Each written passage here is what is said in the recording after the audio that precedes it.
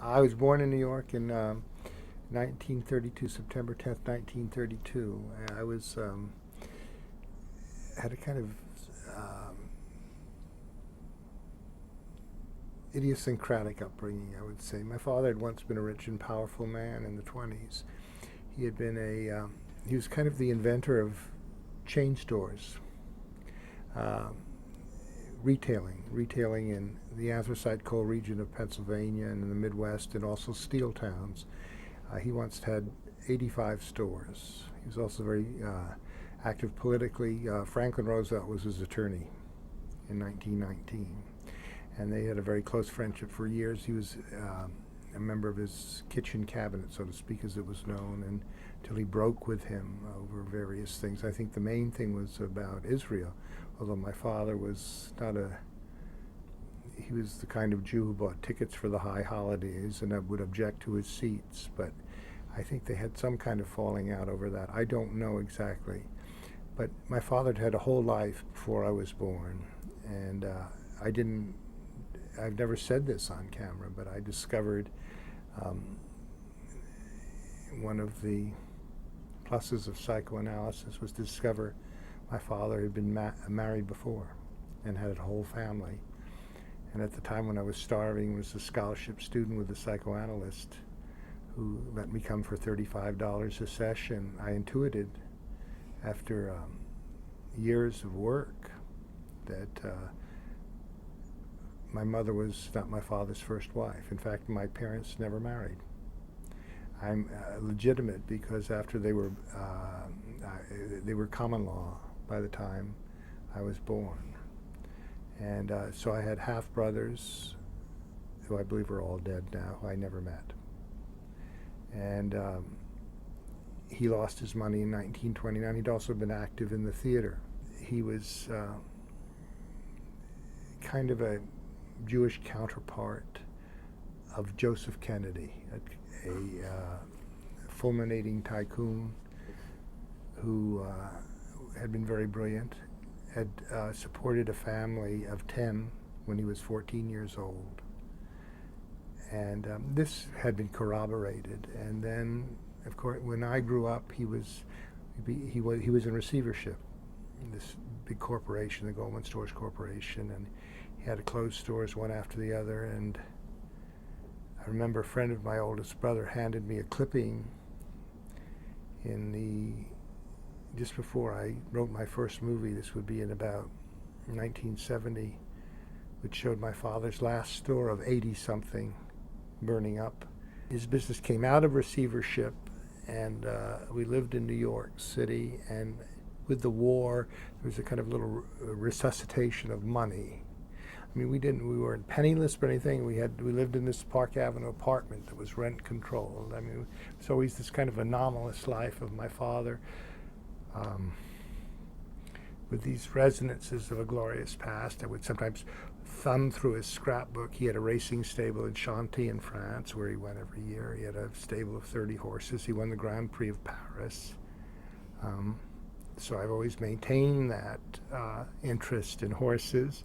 I'm not a big gambler, but an old friend of mine who'd been an evacuee from England during the war, who I'd gone to school with, somehow we got in touch 30 years later, only through kind of the movie thing. He was the head of labor relations for Lou Grade's company, the big television company, and he looked me up here after 30 years, and he suggested that I get my father's colors back.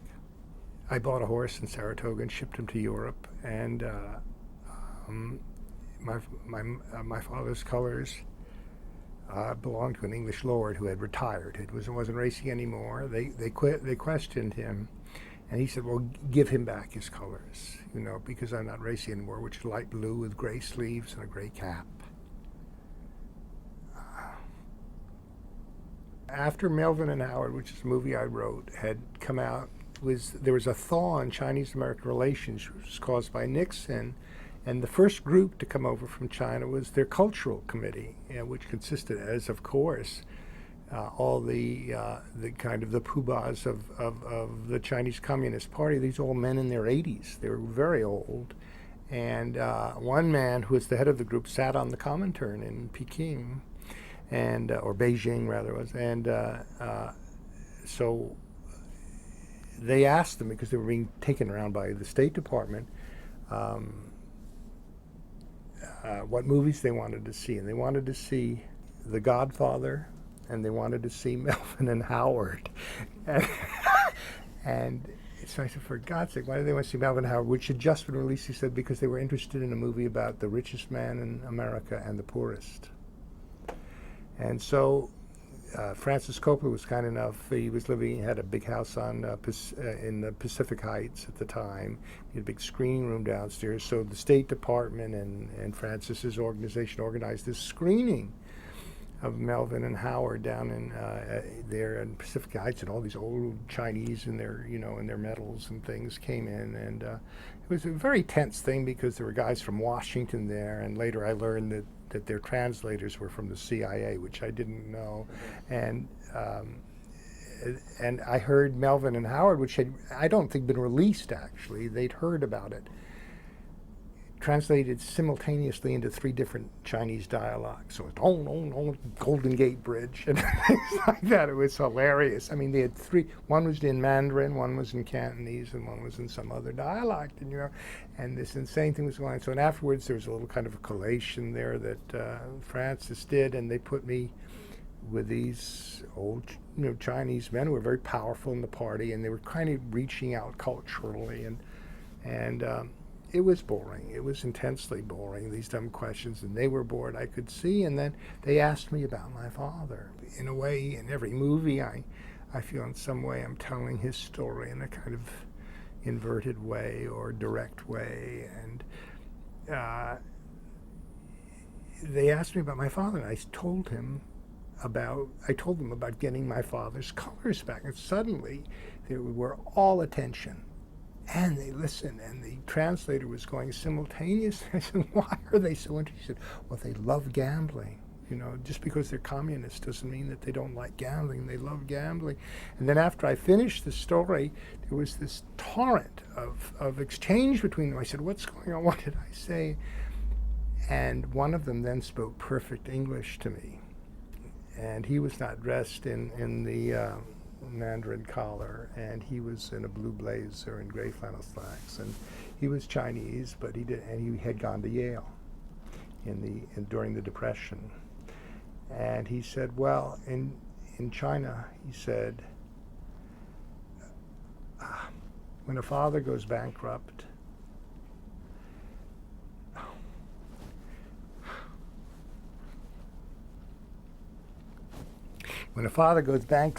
the sons take the family pennants and the household drums, and they run into the street. And they wave the family pennants, and they beat the drums to get their father's honor back. And so these men said to me, you did the right thing.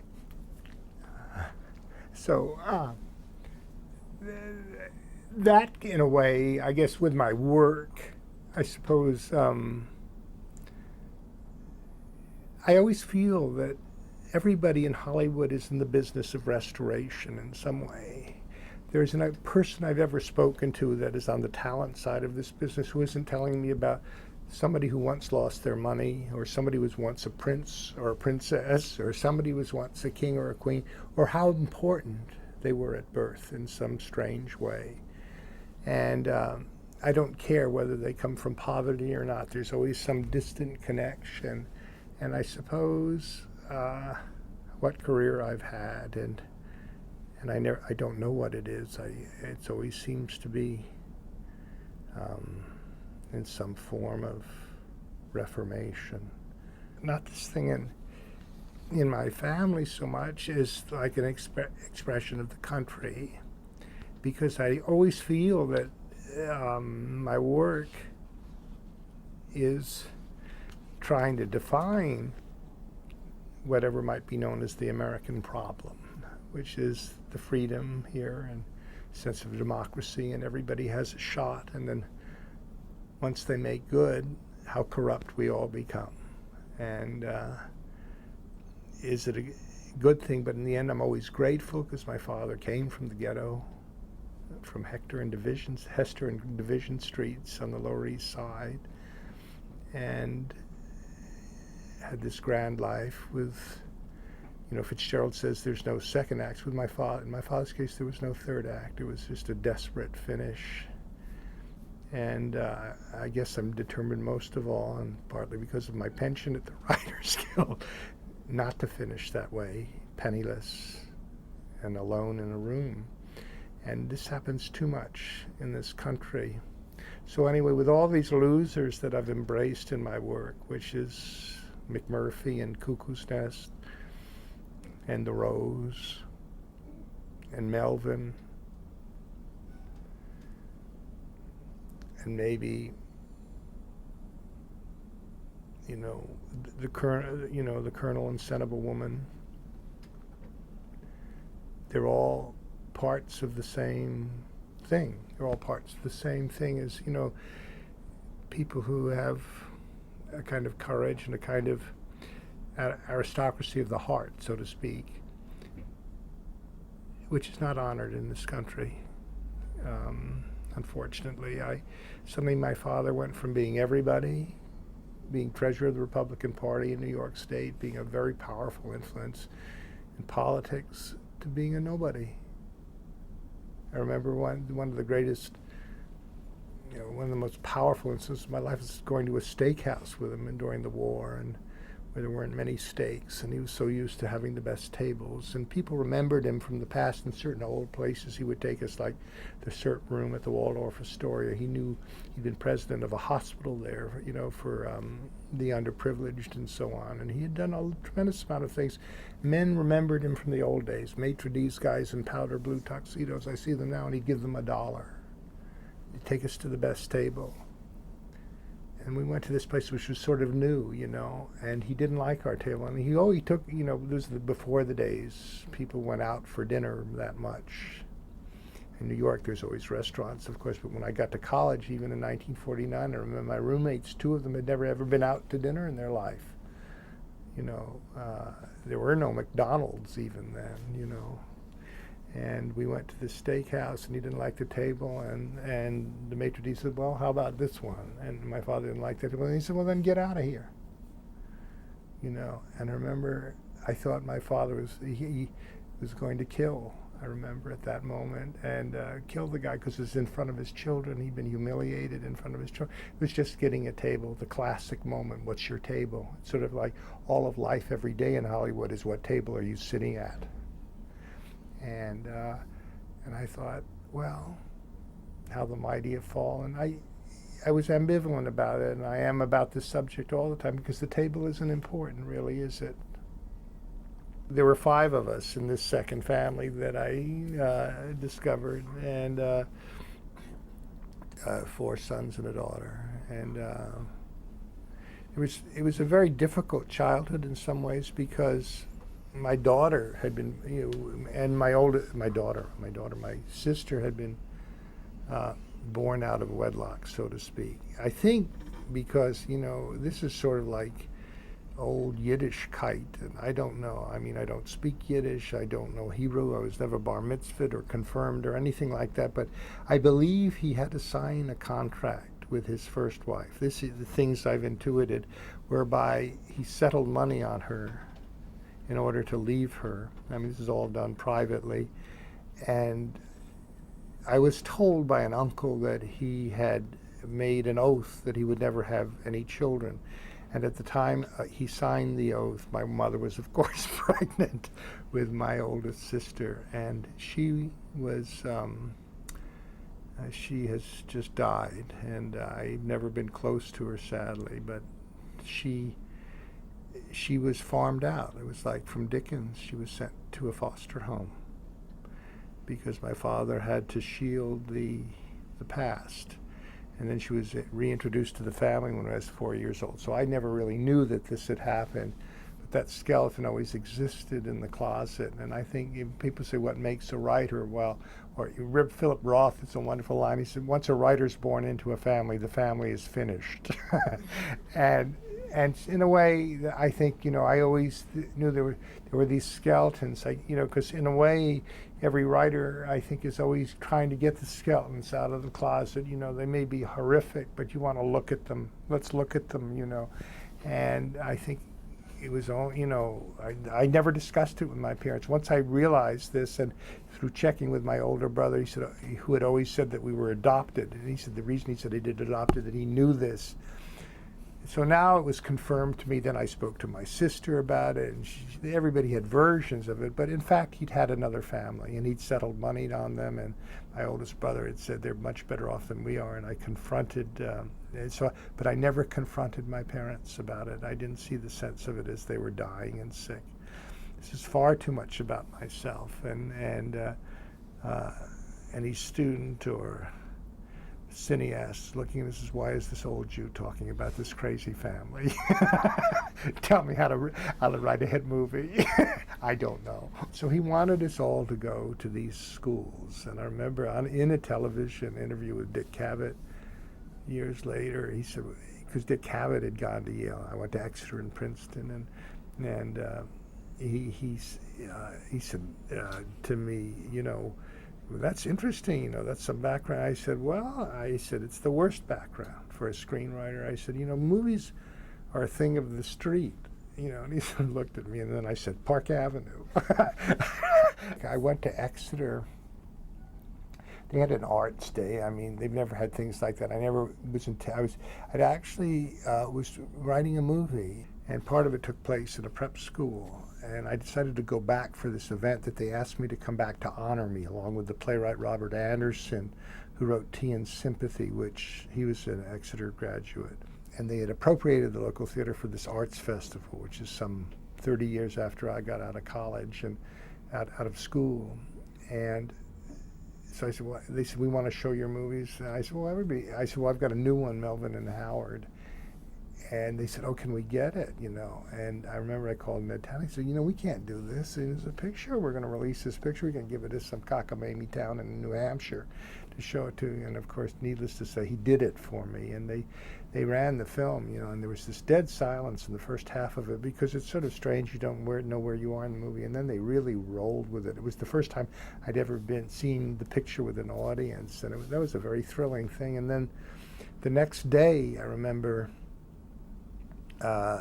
they had a seminar with me and Robert Anderson, the playwright, and all these kids turned out they were all fascinated about the movies as they are, but that was quite early on. It's about 1981, and there was Q&A later. And when I'd been at Exeter,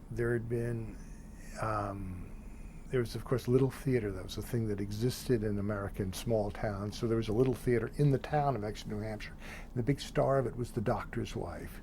I mean, it's sort of a classic thing, probably in the English theater and in English novels. They would recognize it, the wife of the schoolmaster who dreams of being Sarah Bernhardt. Well, in fact, there was one. She was the wife of the school doctor. She had the lead in every Little Theater play. She appeared at that seminar that day. And she raised her hand, and she was called on, and she said, you didn't write those lines for Jason Robards, did you? They were too good. He must have improvised them. And I said, some lines may be improvised, but I said, I could write those lines with my hands tied behind my back, because those are the kind of lines my father said to me all my life. And I remember that well. So much for Exeter. Then, of course, they asked for all my papers. They wanted all my papers. They wanted all my scripts. They wanted me to give them to the library, for nothing. Not that I want any money for it, but I just thought, this is the way you're going to treat me, and you want all my papers now, okay? Because we want to start a film library. So that was the end of that. Then I went to Princeton, I got invited there to the film festival, to be the honoree at the film festival. I got to the film festival, and I found out that the film festival was not a film festival. It was being run by the counter group to the film group, to the official film group. And the university had refused to put my name on the calendar. And this kid from Brooklyn, he had a big group, And I'd gotten him the films, and a big turnout for it. But the proctors at the university, he'd put up all these banners himself because the university wouldn't allow him to advertise me, because I wasn't official, as opposed to the other people who were official that they would honor, like John McPhee, the essayist or whatever, you know. And they tore them down, the campus police. They tore down the banners with my name, and I'd see my name hanging in the ground on a kind of a winter day in the mud, Goldman, and I walked over it. And then when they were showing Cuckoo's Nest, or showing Shoot the Moon, actually, this kid comes up to me who was running the thing and been my sort of guide in the whole thing, and said, I'm sort of embarrassed, Mr. Goldman, but he said, you know, we do have a film department here, which I haven't told you about. I said, that's new, they have a film department. He said, it's the head of the film department. I said, where is he? You know, and he said, well, it's sort of like Shoot the Moon. He's married, but he's away with his girlfriend this weekend, cheating on his wife. So I said, oh. So he said, but he wondered if you'd put up $50,000 to endow a chair in film for Princeton University. So I said, no, I don't think I will.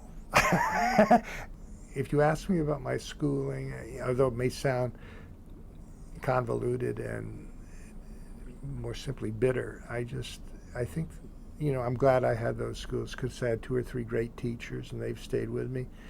I believe there's been a certain establishment of taste, but that came as a child from a wonderful English woman who was really the model for a character in Scent of a Woman, who in the end the boy introduces the colonel to, and he says, this is Miss Downs. Well, Miss Downs was my English teacher when I was a child, and she was English. She had been the lover of a World War I poet named Alan Seeger, who wrote the famous I Have a Rendezvous with Death, which was President Kennedy's favorite poem. And she loved me. She loved me. Why she loved me, I don't know. But she was only angry when the class elected me to play the part of Don Quixote, because she said I wasn't physically right for the role. But she accepted the class thing. She took me down to the Brooks Costume Company.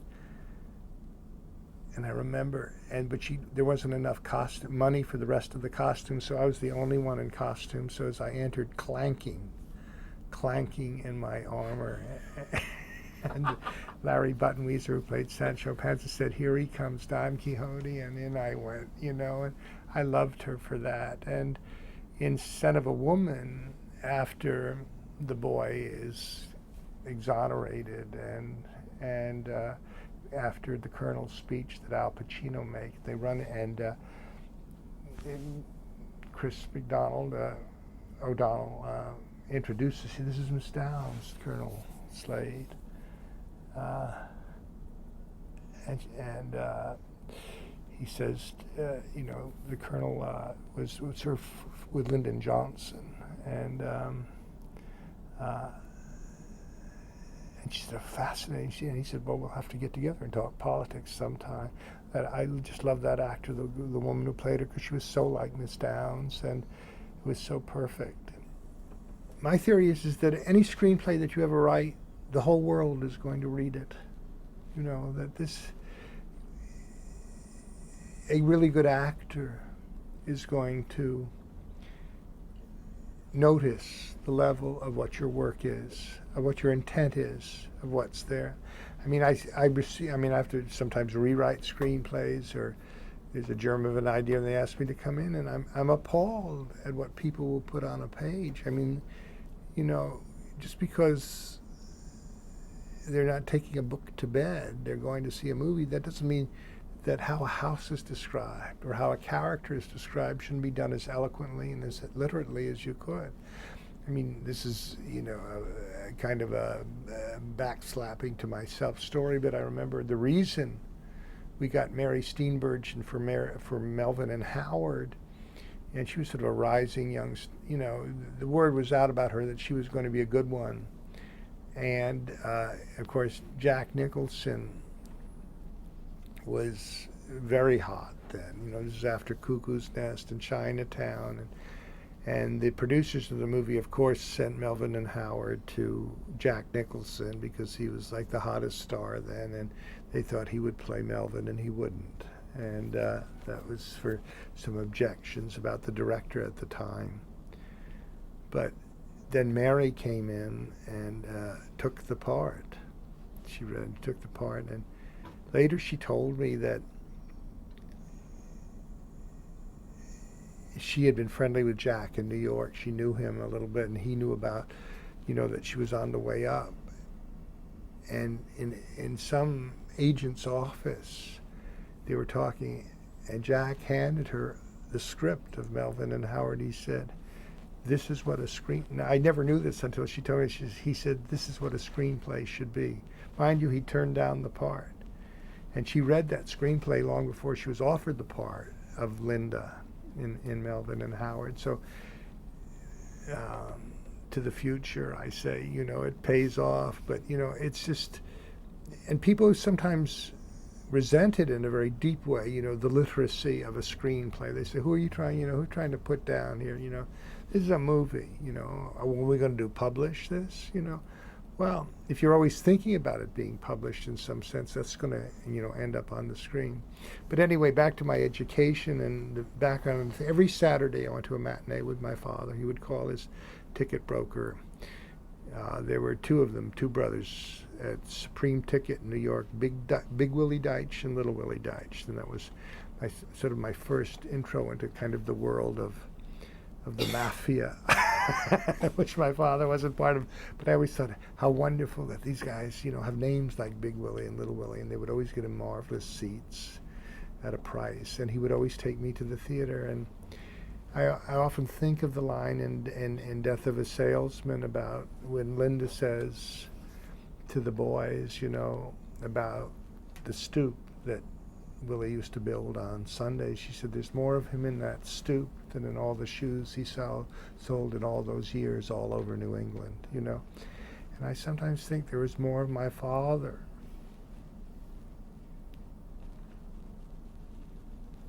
in those afternoons we had at the Broadway Theater, in the playhouses there. And he loved it so much. I mean, his absolute and utter joy that he took, in it. And he was a tough businessman.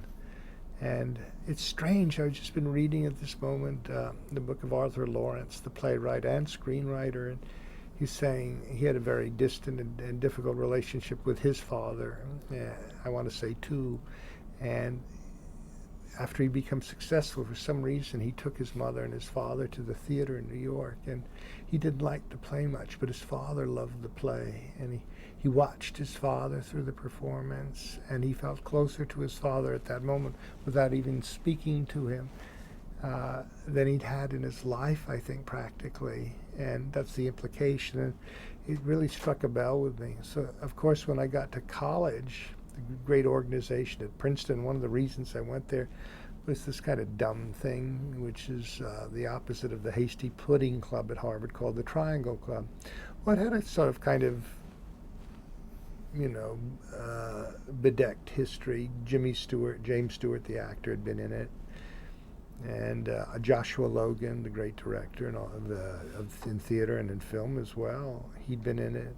Scott Fitzgerald had been in it, and other people. And I thought, oh God, I'll be in the Triangle Club, And now, where some of the guys I work with who come from Stuyvesant High School, which is the tough, brilliant high school in New York, who come out of the Bronx, they say, well, oh yeah, so you started one of those Ivy League drag shows. And in fact, in some ways that's what it was, but it was wonderful training.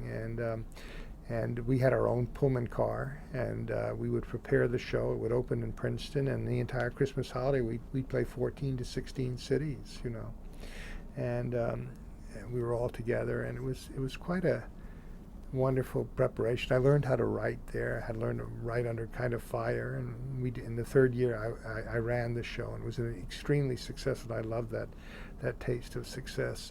The first job when I got out of the Army was with a composer who had become a producer, an evacuee from Hollywood because of his marriage had ended and his life here was over. Julie Stein, and I became his assistant. I was 20 years old, and he gave me a job.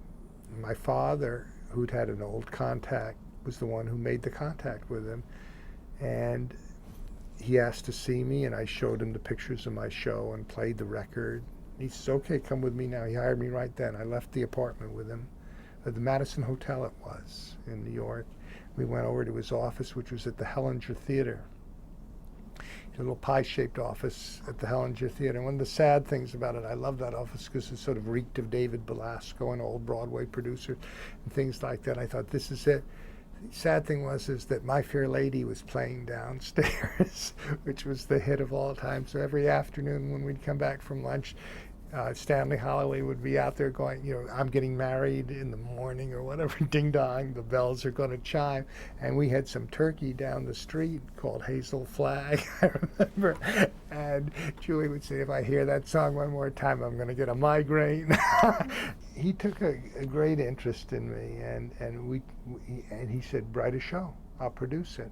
So my partner and I from college began to write a Broadway show at the same time to put bread on the table for my wife and already a growing family of 2 children. I wrote for television, not any sitcoms or anything like that, which I was never able to do. A friend of mine once got me a job to write 2 Defenders, that show, and that's the only thing I've ever been fired from. I couldn't do it. I didn't know how to do it.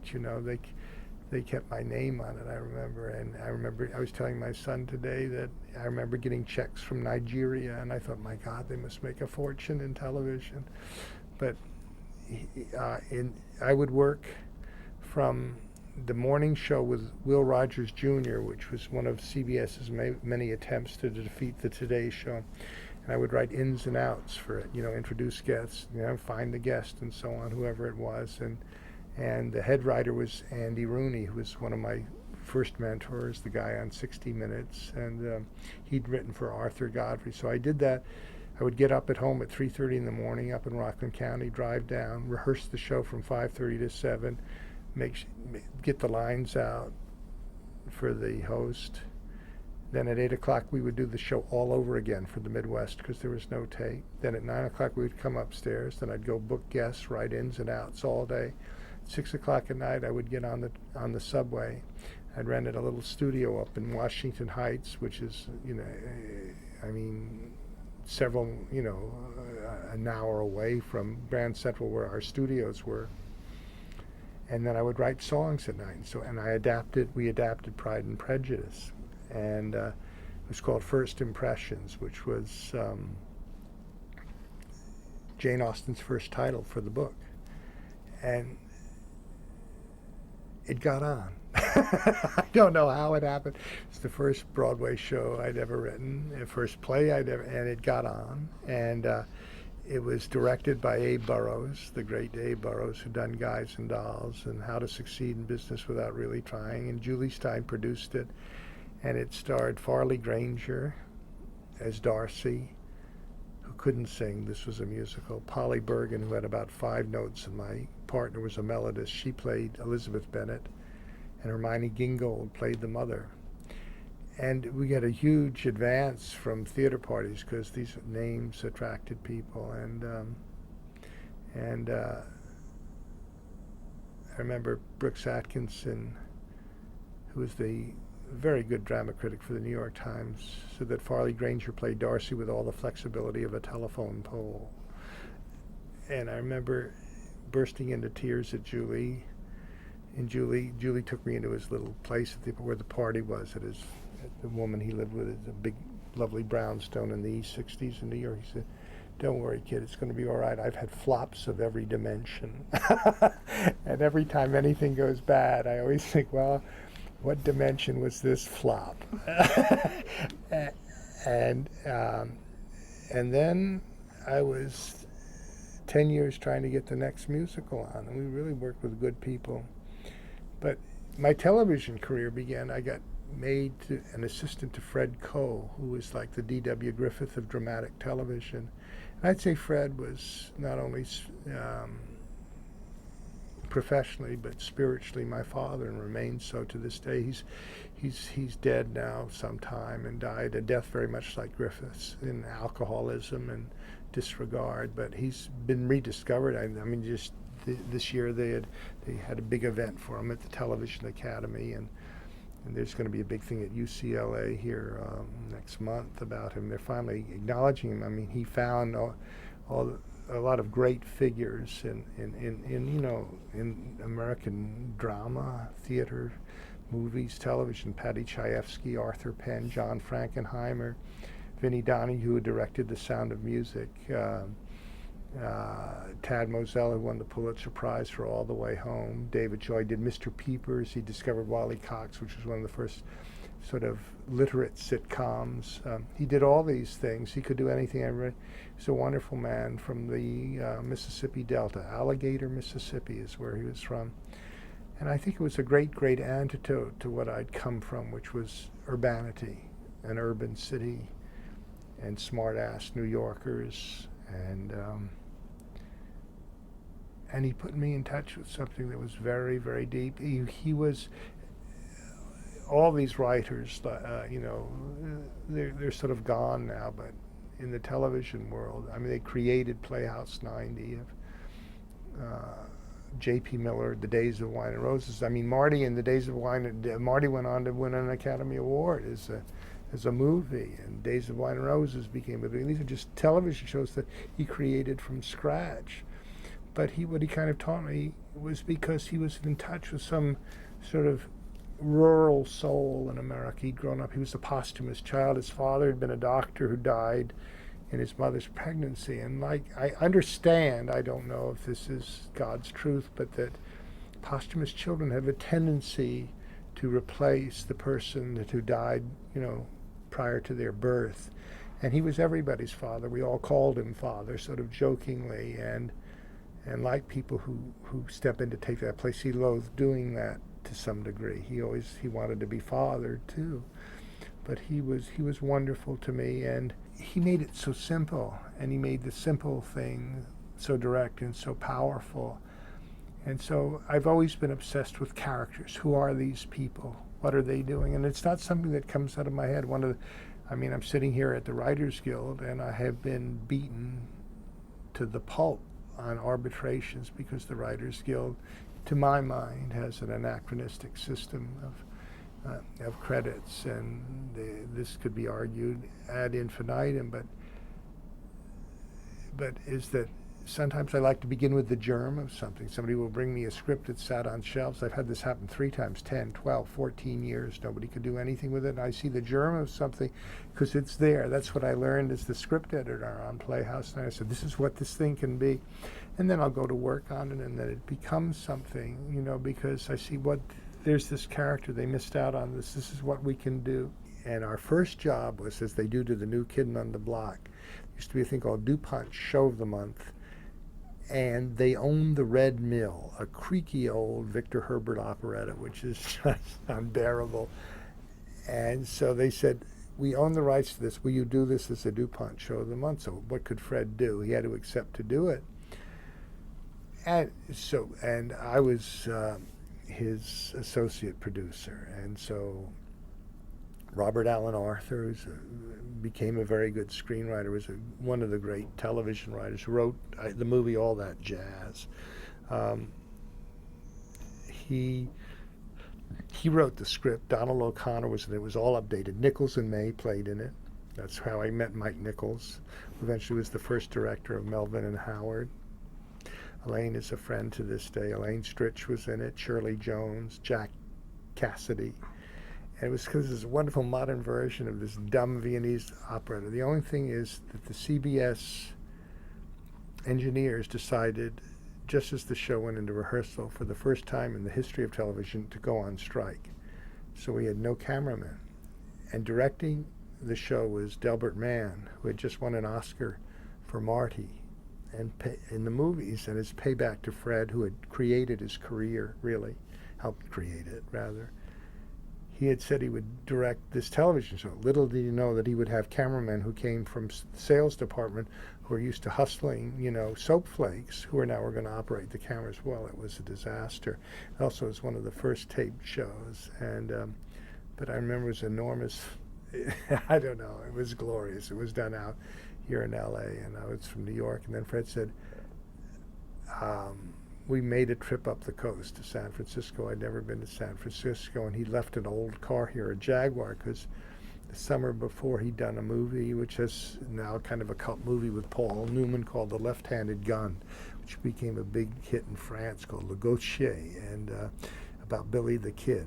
And he left his car here, and he said, come on, we'll get in the car. He had his wife here, his young wife, and my young wife, and we got in.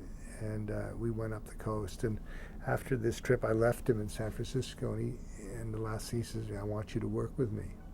I want you to work on Playhouse 90 with me. I mean, it was a glorious moment for me. So we came back to New York. We kind of set up shop. And the way Playhouse 90 was not invented by Fred. It was invented by a guy out here, Martin Manulis. And it had really run, I believe, 2 full seasons. And it had got taken. It was really kind of a brilliant idea, and it exists to this day. It's why great stars appear on sitcoms sometimes. I mean, there's this whole tremendous repository of actors and writers and directors who are not working a lot of the time because you can't make that many movies, and television eats up, material so fast. So there was this opportunity that Manulis, who I don't know, and had developed. But by then, I think he'd had enough, and I think the network was kind of tired of him. I don't know what separate. So they decided to bring in 3 producers and run units. And the 3 units were John Houseman had 1 unit, who's my old boss at 7 Lively Arts. Herbert Brodkin, who eventually became one of the great poobahs of television, who did The Defenders and other things, I think, later. He had another unit, and Fred had the 3rd unit. But we were like the star unit. We opened the season with The Plot to Kill Stalin, and then that was followed by The Days of Wine and Roses. Quite a beautiful show by Horton Foote, who has written movies now since too, called Old Man, which was a dramatization of half of Faulkner's The Wild Palms. And we prepared the shows in New York. In other words, we'd get the scripts. In that case, written by a very fine television writer who's been one of the great mainstays of the Guild, who died sadly last year, David Karp, who wrote The Plot to Kill Stalin, who really is responsible for the pension plan here at the Writers Guild, I understand, or implementing it rather. And then J.P. Miller did The Days of Wine and Roses. And my job was to go out. These guys all lived in Long Island because this is the late 50s, and that's where everybody lived. And I'd get on the train and go out to their houses and eat dinner and try to get them to work after dinner and talk to them. And I learned a great deal. I mean, I remember I said, how do you do it? And he said, well, he said, you got to kind of get the characters first, or something. And we talk about outlines. And I'd say to J.P. Miller, do you need an outline? I didn't know why I was asking these questions. And in effect, I was the script editor, but I didn't know anything. These guys were giants of television. I said, do you need an outline? He said, well, if you were going to take a big trip, wouldn't you like a map of where you're going? They would, well, that's lived with me till this day. I do make outlines. I mean, sometimes they're very, very specific, I'm not that kind of organized that way, but I always remember Jim Miller saying, or David Karp says, you got to begin with the characters. And the characters sort of tell you where to go, Or Horton Foote, I would read a script from Horton Foote. Well, my God, I'd say my child can write a better script than this. I mean, to read a Horton Foote script is to read something that looks like a piece of, what is the art now they call outsiders art, stuff done in mental institutions. It's like a script written by a mental patient because it's just so spare. There's nothing there. He just throws it all away. And then when the actors get a hold of it, it just sings, because Horton had been an actor. When we moved then the production out here, so we come out here to do the show at a very strict rehearsal system, which is you would go, 3 shows would overlap. You would rehearse the show for a week. And then for 2 weeks, actually, you rehearse the show for something like 2 weeks, and then you go into the studio and you tape it. The first one we did, some of them we did actually live. I was fascinated to see the other day George Clooney did a show live. I thought, whatever for? And we did practically the last Playhouse 90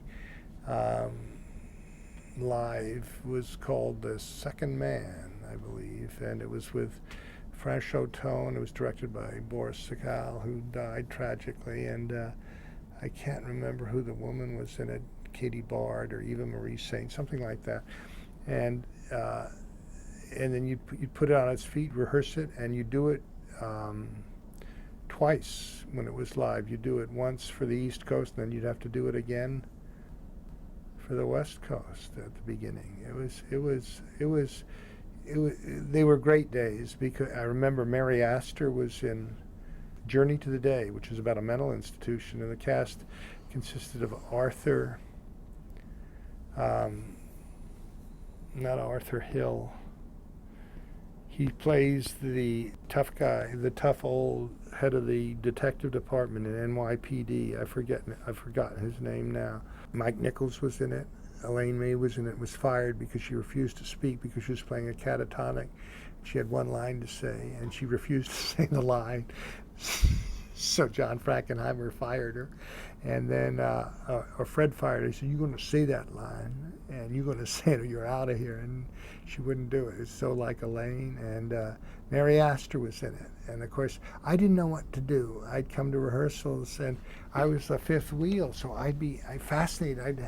And they would draw floor plans, and I'd walk outside the floor plan. And in this particular case, we began it in New York because Fred was also producing plays on Broadway at the same time. So I was creaking around this rehearsal hall, and Mary Astor said, "Tell that boy to stop." I remember, and I thought, I don't belong with these people. And then out here once, I remember Rip Torn saying he wouldn't rehearse any longer if I remained in the room. And they asked him why. He said, "I just don't like the sight of it." And so, but I think that was one of the, and meanwhile I had this whole secret life of writing librettos and being a lyricist on Broadway, which I always felt kept me as an honest man. But a strange thing, one thing was reinforcing the other.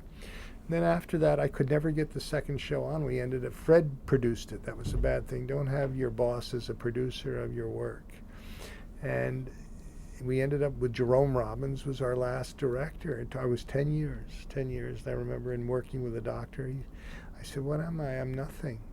10 years trying to get this second show on. I can't do anything." So he said, "Just because it isn't on doesn't mean you're not a writer. That's the important thing to remember. Just because you're not published or you're not produced doesn't mean you're not a writer. Whatever you do, that's what you are." And that was an important insight for me. And then I kind of bottomed out. I was in my late 30s and almost 40 by now, and I couldn't get this show on. And you can't live, like there's an old saying about the theater, you can't make a living, you can only make a killing on Broadway, and so I kind of bottomed out there, and my kids had to be farmed out to as au pairs. Now they were in their teens, to my rich friends who are now obstetricians and lawyers at Wall Street firms. And I remember we lived in this apartment which was semi-professional, which I lucky gotten through my brother was in the real estate business. It was a semi-professional apartment. I kept running into these lawyers and doctors' wives, and I'd be the only man in the building. They'd always say to me, "Must be nice to have so much free time." And I really was suicidal. I didn't know what to do. I had 6 children. I couldn't support them. They were spread all around, and I finally, within a year, my mother and my father died. Whatever it means, anyone can guess. Suddenly my life changed. They had me writing, because the guy who I employed as a scene designer on shows, and he now became a big guy at PBS, and he asked me to come in and write. He tracked me down. I was down in New Jersey there, living on the cuff kind of, and he asked me to write some intros to a show they were doing called Biography, which was big kind of biographical dramas that had been directed on the BBC by Ken Russell about composers like Liszt and this and that. And they were to be spoken by Lady Antonia Fraser, who's now married to, who's the great English Harold Pinter's wife, and so my mother died, and I remember sitting at her desk fingering her glasses, and the telephone rang. I couldn't even do it. I was blocked completely. I've never had writer's block. I don't know what that is, because, you know, it's a dumb joke. I've never had it because I can't afford it. But is that, and I just looked at glasses, and the phone rang. I hadn't heard from Rooney in years. She tracked me down. I was this sort of poor soul, and I'm sitting in this single room in this residential hotel, and he said, "What are you doing?" I said, "I'm holding my mother's glasses who died last week." So he said, "Throw them away." And I did. And so I wrote these intros for these dumb things for Lady Antonia Fraser, you know, in her elegance to say. So they went over to England to shoot it, the director, and he said, the minute I got there, she said she wasn't going to read any of this drivel, okay? So I said, I heard this after the fact. So it was drivel because she was a big shot, and so the guy said, I didn't know what I was going to. She said she would write it herself. Then they, of course, got onto the set, and they went to shoot the stuff, and she began to try to read her things, and she couldn't read them because they didn't work. And she called for my old pages. I mean, the director told me this, and of course she said, then it just took off, and they were kind of noticed, these little intros. But the fact that taught me a great deal, which, I mean, to this day, like Lady Fraser, in her own wisdom, ultimately knew this is better for me because this is for camera, you know. So as Fred had been given the Red Mill as the new kid on the block at CBS, I was given the Christmas show at PBS to do, and I said, Christmas show, and the ideas came, you know, like, let's do Los Angeles and how they do all those white trees and the hot streets and everything. I said, I want to make a nice Christmas show. I may be Jewish, but I'm married to a shiksa, and Christmas has been wonderful in my family, and I love it, and we're going to make a nice Christmas show. So I did these pieces, a couple of short films, one by Grace Paley, actually, who's a wonderful short story writer who talked about Christmas in the Bronx and how they put a tree up in a square. Put a tree up in a square, and how the kosher butcher pulled the shade down so the lights wouldn't shine on his chickens. And then we got a chorus together, and the Harlem Children's Chorus was really a misnomer because they would get organized for any event. They didn't exist. So you would call this guy, and he'd organize the Harlem group. And so we did this sort of blues version of Silent Night. And Burt Lancaster agreed to be the host. And the reason he agreed to be the host, the guy who directed a couple of films, was Ed Sheeran, who's now an executive producer, I believe, of New York, NYPD or Law and Order or something. He's Jane Alexander's husband, and he had directed The Great White Hope with James Earl Jones on Broadway. So we got along famously. He and I started to tell him this story about all these people getting divorced that I knew, and kids I'd grown with my brother. He said, why don't you write a movie about that? So kind of under his aegis, I started to work on what became eventually, 9 years later, Shoot the Moon. But then I got a call from Peter Bart, who's now the editor of Variety. And he had been fired from Paramount, where he'd been one of the big executives to develop Love Story and The Godfather and so on. And he'd gotten a hold of a money guy named Max Palevsky, who had been a professor in Illinois and had made a fortune with computer cards or something. So now this was my first experience with a movie company. So he had a book he'd bought called the Starting Over. It eventually did become a movie with Burt Reynolds and Candice Bergen, but I was the first writer on it before Jim Brooks. And so I remember I got this call in New York. I was imprisoned at PBS. I had this movie I couldn't get on. It wasn't called Shoot the Moon then, and I didn't know, I couldn't go on. I did some shows at PBS, and it was utterly boring. I mean, doing theater in America and taking regional theaters and taping them and all kinds of things. But finally did Kaufman and Hart's June Moon, And then for some reason, somebody saw the script I'd done out here, and they gave it to Peter Bart, who was looking for somebody cheap. And that's why he's editor of Variety now. But, excuse me. But, and I remember I got a call, and they sent me a plane ticket to come out to be interviewed by Arthur Hiller, the director, who's going to direct Starting Over, this book by Dan Wakefield that they bought, which was about a guy who had lived in New York and then moved to Boston as his marriage collapsed. And it was about starting, and what the movie eventually became, a sort of humorous, painful book. I remember Arthur Hiller saying to me, I met at his big house there in Beverly Hills, and he was very hot then. He'd just done Love Story. And here was this guy from public television. I'd have this career in the theater. I had 6 children that I couldn't support, and he said, "What are you going to do with this book?" So I started to talk about it. I remember when I first had to meet with Peter Bart, and I remember this closed door, and I remember when the secretary opened the door, I just started talking. I remember it's like I would have knocked that door down to be able to make a movie. And he said, I think you're going to be the right person. He said, tomorrow we're going to go out and meet the director. So we went out to meet Arthur on a Saturday. And he was wonderful to me. And at the end of it, he said, I think you're the right guy to do this. I didn't know if I had the job. And then they put me on the plane that night, and I came back to go to work in my little office at PBS, and we got a phone call from Robbie Lance, who was my agent at the time, the great Viennese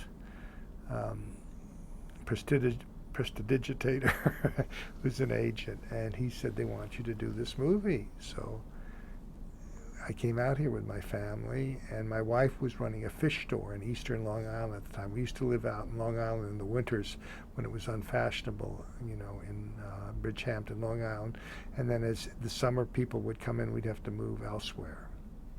And she was running this fish store, and my kids slept there, my son slept there, and she sold ducks and fish, and I wasn't good enough to fillet the fish. I didn't know how to do that, but I used to fill the fish, the display cases for the fish, I remember, and I thought, oh God, will they let me out of the fish, and will they let me out of PBS? And oh my God, I'm 40-something years old, and what is my life? And this is terrible, and I can't be a father, and I can't be a husband, and I got the job. So we all came out here, and I did. And this was the second thing I was fired off. It was Starting Over is that they told me to make it funnier. They liked the script, but they wanted me to make it funnier. I said, how do I make it funnier? What do you mean funnier? This guy's got in so much pain. His wife has left him. They said, just make it funnier. So then Harold Hecht, who was from the famous Hecht Hill Lancaster, and Burt Lancaster, who've been so wonderful to me as the host on the American Christmas show. I said, he'll never do this to Eddie Sheeran, the director. I said, Burt Lancaster's going to come and do this dumb PBS show. He said, you never know with him. So he said, send him the script. So I sent him the script, and he called me. He said, this is Burt Lancaster. I said, yes, Mr. Lancaster. He said, and he said, tell me something. He said, I like what you got there. It seems okay. He said, tell me something. Any real commercials there? Any of that stuff like Fly United or anything like that? So I said, no, because, it's supposedly public television. There's no commercials. They got all those kind of sponsoring things. He was very serious about that. He would do public television as long as nothing was said. So I said, I'll make sure there's nothing there whatsoever. He said, okay, Bo, I'll do your show. I said, you'll do this? He said, I'm going to do the show. He said, will you do one thing for me, Bo? Because I had written the script with his name in there. So I said, what's that, Mr. Lancaster? He said, could you spell my name with a U instead of an E?